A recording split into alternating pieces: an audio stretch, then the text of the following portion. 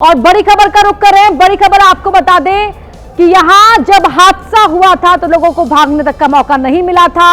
अग्निकांड से जुड़ा हुआ ये वीडियो सामने आया है। क्लब में हादसे के वक्त का ये वीडियो वायरल हो गया। देखिए, यहां पर क्लब में परफॉर्मेंस चल रही थी, सभी यहां पर इकट्ठा थे अपने टाइम को एंजॉय करने के लिए, अच्छे समय के लिए, लेकिन वहां पर आग लग गई और उसके बाद लोगों को भागने तक का मौका नहीं मिला। नॉर्थ गोवा का ये क्लब, तस्वीरें आपको दिखा रहे हैं एक्सक्लूसिव आपके टीवी स्क्रीन पर। आप यहां देख सकते हैं जो पूरा म्यूजिकल बैंड है, डांसर जो परफॉर्म कर रही है, और तभी ये वीडियो जो वहां पर टूरिस्ट पहुंचा हुआ था उसने ये बनाया था। मोबाइल कैमरा से रिकॉर्ड किया गया ये वीडियो नजर आ रहा है। बैले डांस यहां पर जो आर्टिस्ट है वो कर रही है, पीछे बैंड दिखाई दे रहा है, सभी अपना इंस्ट्रूमेंट प्ले कर रहे हैं। और उसी दौरान जब जश्न मनाया जा रहा था तब आग लग जाती है वहां पर, और इस आग से किसी को भागने का मौका तक नहीं मिला। हमारे वरिष्ठ सहयोगी गणेश ठाकुर हमारे साथ फोन लाइन पर जुड़ रहे हैं। गणेश, ये वीडियो जो हम दर्शकों को दिखा रहे हैं एक्सक्लूसिवली, ये वीडियो बता रहा है कि वहां पर जश्न का माहौल था, पार्टी के मूड में सब पहुंचे हुए थे, तभी ये भयानक हादसा हो गया। जी बिल्कुल, और आप तस्वीरों में भी देखेंगे तो इसमें ये साफ दिख रहा है कि यहाँ आग लगने तक वहाँ मौजूद लोगों को पता नहीं चला।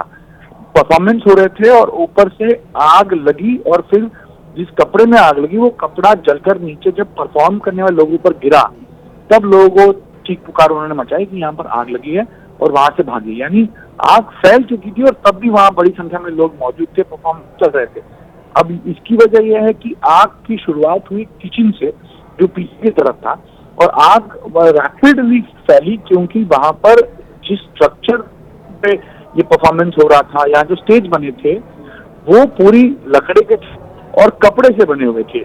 तो ये आग जब लगी तो कपड़ा और लकड़ा, इस वजह से ये पूरी तरह से आग फैली और वो परफॉर्मेंस तक पहुंची। तो इस वीडियो में साफ दिख रहा है कि एक ड्रमिस्ट पीछे जब ड्रम बजा रहा है तो उसके ऊपर आग से जला कपड़ा गिरता है और वहां से थोड़ा आगे आ जाता है। यानी ये आग क्या ब्लास्ट की वजह से हुई है, ये एक सवाल यहाँ खड़ा करता है, क्योंकि अगर सिर्फ ब्लास्ट होता तो आवाज आती, आवाज से वह अफरा तफरी मच सकती थी। लेकिन जब आग स्टेज तक पहुंची है, अगर वो किचन से लगी है तो जाहिर सी बात है किसी को पता चला नहीं, आवाज नहीं हुआ। तो अब ये सवाल खड़ा करता है कि क्या आग की वजह सिलेंडर ब्लास्ट है या कोई और वजह है। जैसे अभी वहां पे कुछ चश्मदीद बता रहे थे कि फायर गन इस्तेमाल, आतिशबाजी वहां पर हो रही थी, और ये अमूमन परफॉर्मेंस के टाइम पे होता है, फायर परफॉर्मेंस या आतिशबाजी करके लोगों को वहां पर रील्स और वीडियो बनाने के लिए इस तरह का एक मोमेंट बनाते हैं वो। तो ऐसी स्थिति में अब ये ब्लास्ट की बात बताकर क्या खुद को बचाने की कोशिश की जा रही है, ये एक बहुत बड़ा सवाल है। और इसी वजह से अब जांच होगी कि आग की वजह क्या गैस सिलेंडर ब्लास्ट था या वहां पर जो पटाखे फोड़े जा रहे थे या फायर गन का इस्तेमाल हो रहा था, आतिशबाजी हो रही थी, उस वजह से आग फैली। ये बहुत बड़ा सबूत है इन्वेस्टिगेटर्स के लिए, और इसी वजह से अब जांच वहां चल रही है। सीआईडी की टीम वहां मौजूद है, गोवा पुलिस की टीम पहुंची है, फायर ब्रिगेड के डिपार्टमेंट के लोग वहां पहुंचे हैं। और एक और बात यहाँ पर यह है कि ये प्रशासन के खिलाफ विरोधी पार्टियां बहुत आक्रामक हो गई है। अभी अमित पाटकर जो कांग्रेस के प्रदेश अध्यक्ष हैं, उन्होंने बहुत बड़ा दावा किया है। दावा ये किया है कि इस क्लब को डेमोलिशन की नोटिस आई थी, लेकिन उसके बावजूद ये चल रहा था। इस क्लब के पास कोई फायर नॉर्म्स के लाइसेंस नहीं थे या फायर लाइसेंस नहीं था, और दूसरे लाइसेंस जो लगते हैं सेफ्टी लाइसेंस वो नहीं था। इस वजह से इसके खिलाफ कार्रवाई करने के आदेश थे, लेकिन उसके बावजूद भी ये क्लब यहाँ चल रहा था। तो ये बहुत बड़ी चूक है प्रशासन के तौर पे, और अब मुख्यमंत्री इसका संज्ञान ले रहे हैं और इस पे कार्रवाई करने जा रहे हैं।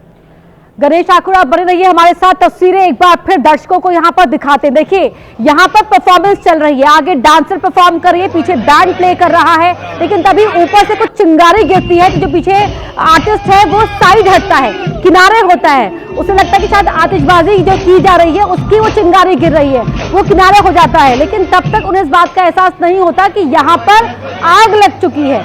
और धमाके की जो बात कही जा रही है उसको लेकर सवाल उठ रहे हैं कि क्या धमाके की बात सिर्फ इसलिए तो नहीं कि क्लब कहीं खुद को अब बचाने के लिए कोई रास्ता ढूंढ रहा हो। ये देखिए,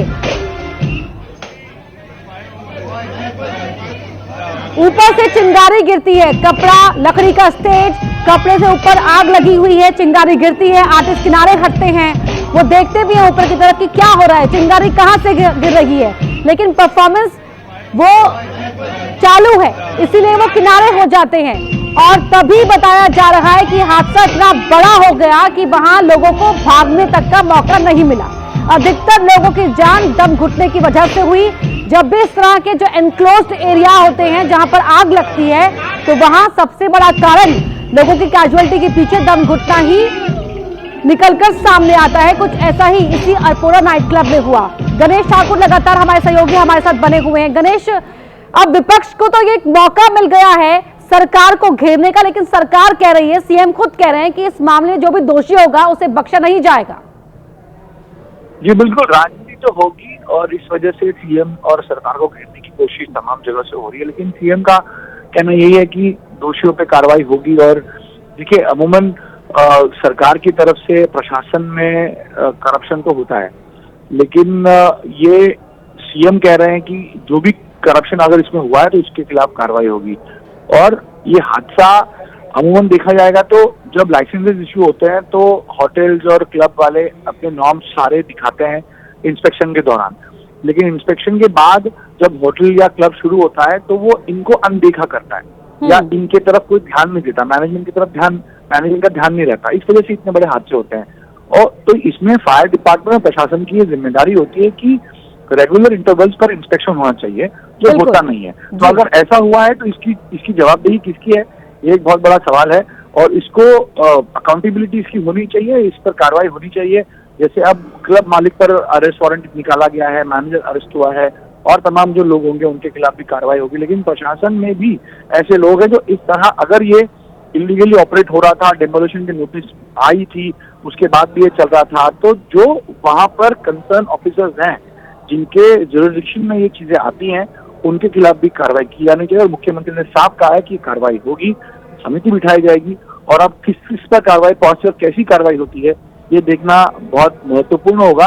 दूसरी बात यह है कि दिसंबर का महीना है, यहाँ गोवा दिसंबर जनवरी के महीने में पीक पर रहता है, बिल्कुल, क्योंकि 31 आएगा और हर वीकेंड पे यहाँ बड़ी संख्या में लोग आते हैं। तो अब इस एक हादसे की जांच सभी क्लब्स और रेस्टोरेंट्स और शैक्स पर पहुंचने वाले, क्योंकि सीएम ने खुद कहा है कि जब तक अब सब इंस्पेक्शन नहीं होगा उसके बाद ही, इंस्पेक्शन के बाद ही क्लब्स और रेस्टोरेंट्स को चलने की इजाजत दी जाएगी। और अभी से ही तमाम पंचायत के या उस अपने अपने जोन के होटल्स और क्लब्स और शैक्स और तमाम रेस्टोरेंट्स में जाकर चेकिंग की जा रही है और चेकिंग इंस्पेक्शन के बाद ही इनको परमिशन मिलेगी। तो हो सकता है कि आज गोवा में या अगले कुछ दिनों तक गोवा में क्लब्स रेस्टोरेंट्स बंद हो, इंस्पेक्शन के लिए उन्हें बंद किया जाए और इंस्पेक्शन होने की वजह से इसकी मार गोवा टूरिज्म पे पड़ सकती है, क्योंकि एक हादसा सबको तकलीफ पहुंचाता है और ये हादसा अब तमाम होटल इंडस्ट्री और गोवा के टूरिज्म को अफेक्ट कर सकता है इस वजह से, क्योंकि अब इंस्पेक्शन होगा और उसके बाद ही ये सब चल पाएंगे।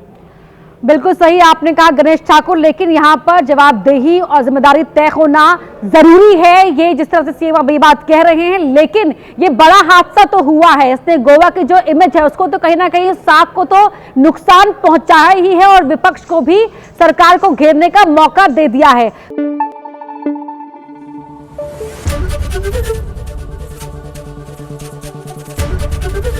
एबीपी न्यूज आपको रखे आगे।